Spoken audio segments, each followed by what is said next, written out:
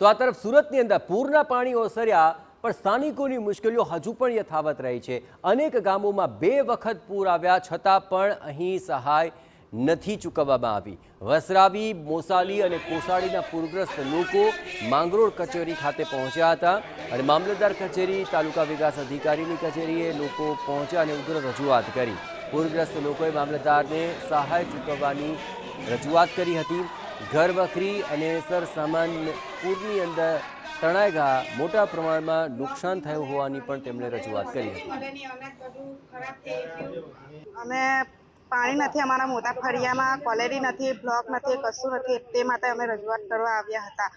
અત્યારે ફોર્મ લઈ ગયા, કોલેરી ના આવે તે ક્યારે આવે તે કશું ખબર નથી અમને। પૂર આવ્યું તો શું નુકસાન થયું? અનાજ પાણી બધું ખરાબ થઈ ગયું, કોઈ સહાય આપી નથી। આજુબાજુના લોકો અમને જમવાનું આપે ત્યારે અમે જમીએ। સર્વે કરી એ લોકોએ પીડિતોના ખાતા નંબર લીધા હતા અને અત્યારે એમ કહે છે કે અમે સ્ટેટ બેંકની અંદર એ પૈસા નાખ્યા છે। કોઈ તમે એ લોકોના ખાતા નંબર લીધા હોય તો એની અંદર બધું સ્ટેટમેન્ટમાં બધું હોય કે કઈ બેંકમાં ખાતું છે, તો સ્ટેટ બેંકમાં નાખવાની શું જરૂર હતી? અને અત્યારે જે પૂર આવ્યું છે એ અગાઉ કરતાં પણ વધારે ભયાનક છે અને લોકોની પરિસ્થિતિ એકદમ કફોડી બની છે। લોકોના અનાજ પાણી તળાઈ ગયા છે, લોકોના ઘર પડી ગયા છે, લોકોને ખાવા પીવાની અને રહેવાની સમસ્યા થઈ ગઈ છે।